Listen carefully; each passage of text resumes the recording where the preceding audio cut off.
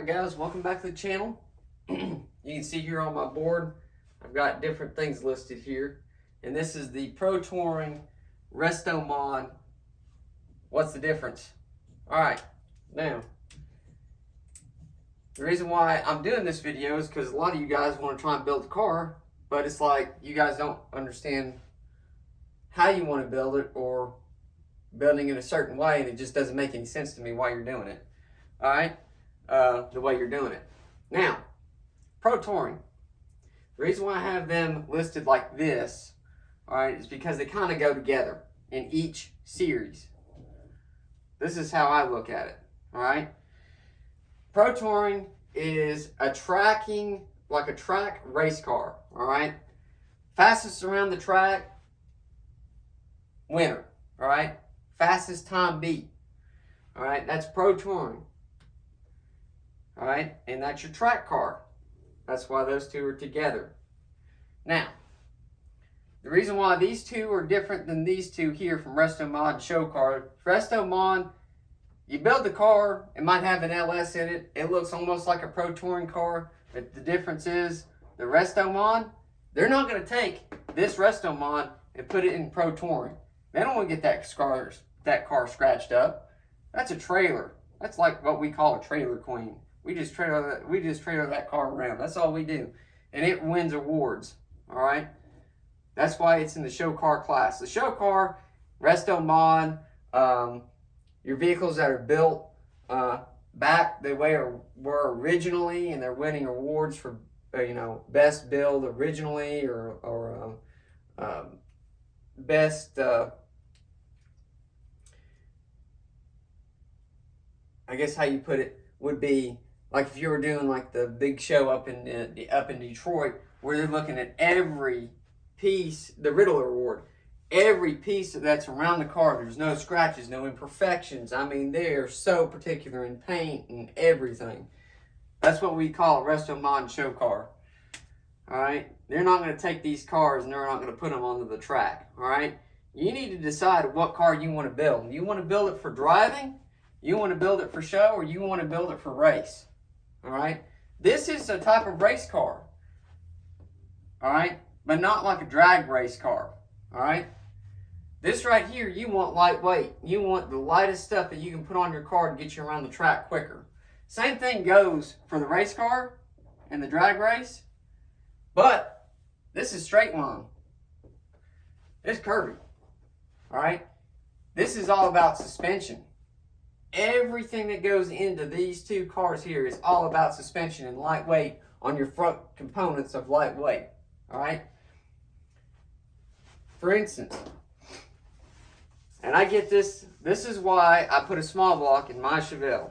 All right? We're going to go over that. I get knocked on that so much, and I'm like, guys, you don't understand what I'm building.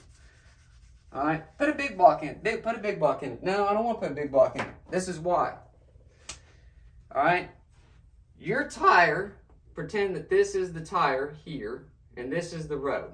Alright, let's pretend that you have a big block in your car. B, B, C. Alright, now, 1970. 1970 Chevelle. And that's a heavy car already. Alright, Chevelles are a heavy car, excluding the big block being put in it. Alright, I'm building a Protouring. Alright? Track car. Alright? I want the lightest weight on my suspension up front. Why would a big block not work? Because it's heavy. Plain and simple. You guys want to knock on me about why. This is why. Alright? This is why Protouring and track cars, they put LS's in them. You know why? They put high power,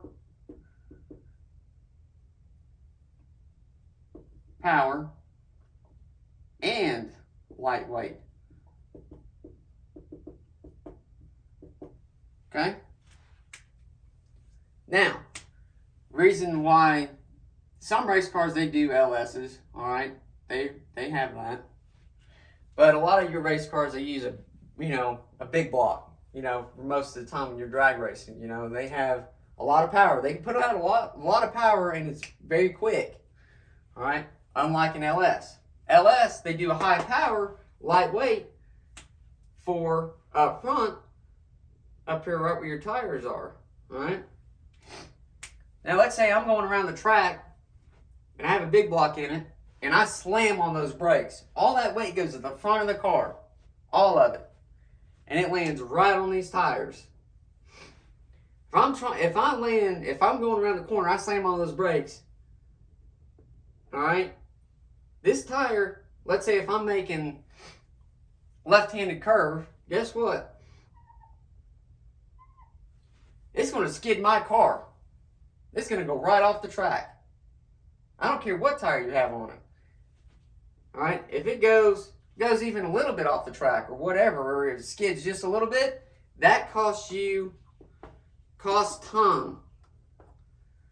All right. This is time around the track. All right. You will never get this car around the track beating one with an LS. All right.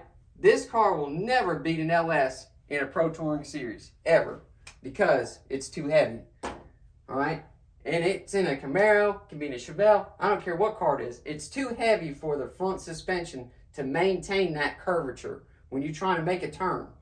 Always costs you time and points. All the time. All right. Now, if I was building a race car, all right, I'm going in a straightaway. I want the biggest power up front because I don't have to worry about making turns. All right.